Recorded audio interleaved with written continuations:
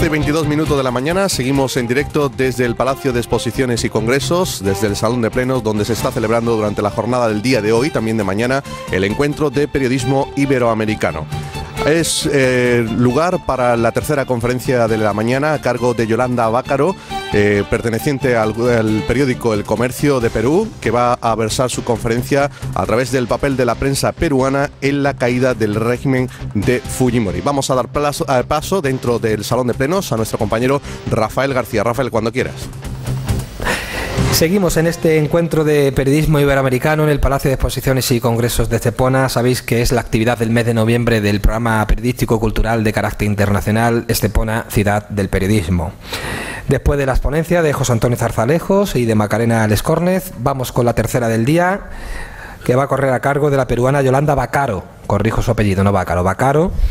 Que bueno, tenéis también su currículum, su breve currículum, porque resumimos, son mucho más amplios en el libro oficial, pero sí quiero decir que, bueno, Yolanda, pues si Macarena ha hablado de Pinochet, yo supongo que ella va a hablar de Fujimori, ¿no? Que supongo que habrá incidido bastante también en el periodismo en su país.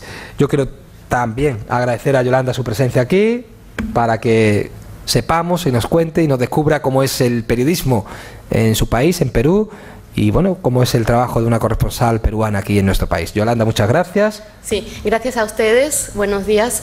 Efectivamente, yo soy corresponsal del diario El Comercio de Perú, que es el de mayor difusión en Perú. Fue fundado en 1839 y en Perú nos gusta decir que es el más antiguo en habla hispana también. Yo creo que la diferencia es que es el más antiguo a nivel de circulación nacional, ¿no? Perú tiene más o menos el doble de extensión que España y más o menos 28 millones de habitantes, y esto lo digo para que explicar un poco cómo es la prensa, ¿no?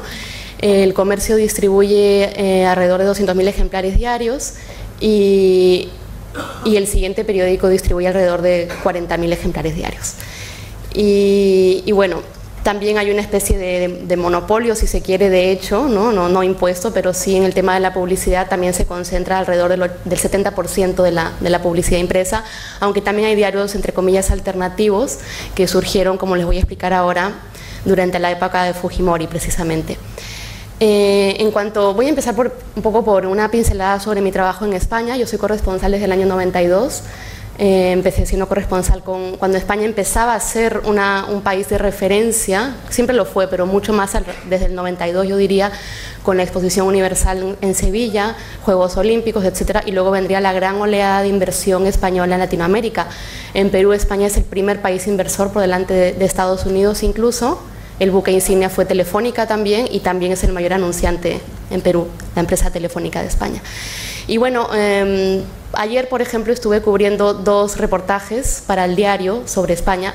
Uno fue el macrojuicio contra los miembros de ETA iniciado ayer en Madrid, y el otro tuve que partirme un poco porque también tuve que estar en el Senado, porque ayer y hoy se celebra en el Senado español un seminario titulado precisamente España, Perú, transiciones democráticas.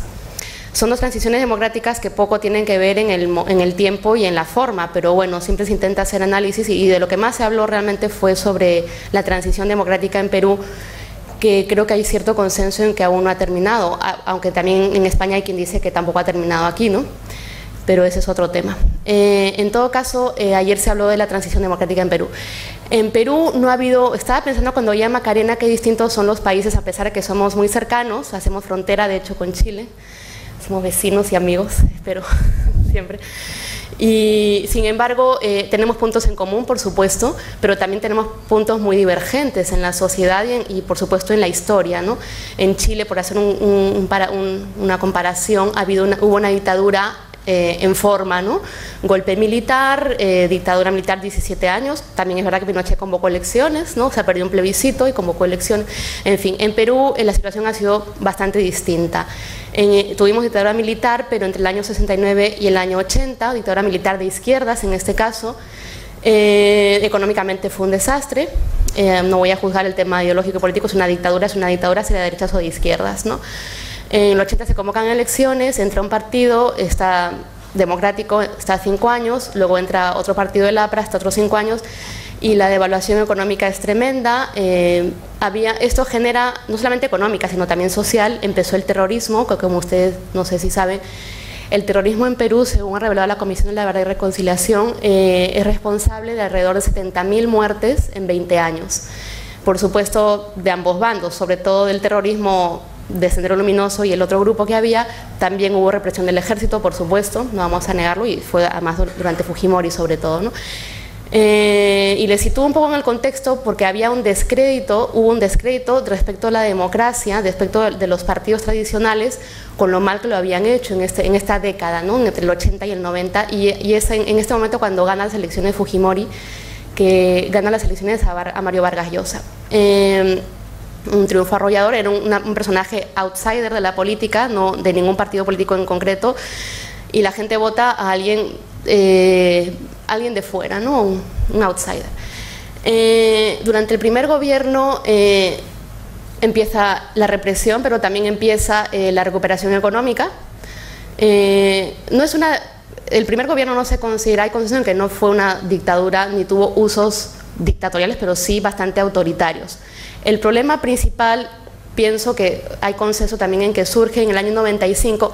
Hasta ese momento había una constitución que impedía una reelección automática, una reelección consecutiva presidencial, porque los regímenes en Latinoamérica en general son presidenciales, no son como en España, que es parlamentario, ¿verdad? Entonces el presidente tiene bastantes atribuciones y entonces la Constitución un poco trata de limitar este poder que tiene el presidente, impidiendo pues que sea por lo menos reelegido consecutivamente. Fujimori, entre otras muchas cosas que hace y mucha legislación que modifica a su medida, modifica la Constitución y permite que el presidente pueda ser reelegido consecutivamente. En el 95 se presentan las elecciones y las gana. Bueno, yo no tengo la certeza, pero hay consenso también en que en el 95 él gana las elecciones. A lo mejor se subió un poquito más el porcentaje, pero sí tenía, bueno, y tiene apoyo, ¿no? Pero eso ya es otro problema. En el 95. Del 95 al 2000 sí empiezan los usos autoritarios en toda forma. Sin embargo, lo que diferencia al gobierno de Fujimori de las dictadoras al uso a las que estábamos acostumbrados es que no utiliza los sistemas tradicionales, primero que gana elecciones, ¿no? Por ahí ya, bueno, la legitimación democrática, aunque como ustedes saben, ir a elecciones no es la única garantía, no es la única norma que define una democracia, hay usos democráticos que deben mantenerse, ¿verdad? Bueno, él se reelige y empieza un poco a quitarse ya totalmente la máscara. Con el tiempo ahora sabemos que un poco la bonanza económica que había, o que él se permitía el lujo de, por ejemplo, cooptar, el sistema que utilizó Fujimori para que la sociedad las fuerzas fácticas no se rebelaran o incluso fueran aquiescentes con su forma de gobierno fue la cooptación.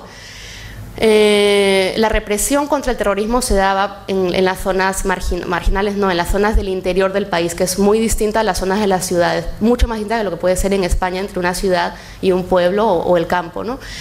En ningún momento Fujimori apresa a dueños de medios de comunicación y a dueños de otras empresas, sino que lo que hace es intentar y conseguir en muchos casos cooptarlos. Cooptar quiere decir, por ejemplo, para centrarnos en el caso de la prensa, hay un diario que se llama Expreso, como otros muchos, pero cito este caso porque ahora mismo el dueño, el propietario, está en búsqueda y captura, ¿no? Lo que hacía Montesinos, que era el Rasputín de Fujimori, era inventar titulares, ¿no? Inventar titulares de prensa contra sus adversarios políticos o contra quien le intentaba rebelarse un poco contra el régimen, y difamatorios, injuriosos, calumniosos, por supuesto, y entonces iba a medios como el Diario Expreso y le daba dinero a cambio de estos titulares que se colgaban en los kioscos, y la gente, con solo el hecho de verlos en los kioscos colgados, ya eso va creando intoxicación, ¿no?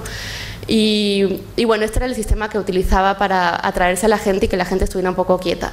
Y a diferencia de lo que he escuchado que pasó en Chile, ¿no? Que la prensa tardó en destapar esta olla que se hace, me parece, a raíz de lo que he entendido, lo que pasó con Pinochet, etcétera.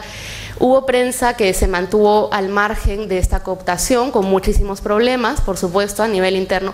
Una de las tácticas que empleó concretamente con la prensa era dividir, ¿no? Divide y vencerás. Entonces, por ejemplo, en un canal que es Canal 2, como decir el canal, o no sé, Antena 3 por decir, había un accionista mayoritario, Baruch Ibcher, de ascendencia de origen israelí, y tenía socios minoritarios, y lo que hacía era cooptar a estos socios minoritarios y echar de la propiedad del canal, por supuesto con un poder judicial corrupto y comprado también, cooptado, al accionista mayoritario, para que la línea, o sea, al que no cedía su línea intentaba hacer esto, ¿verdad? Acudía al socio minoritario y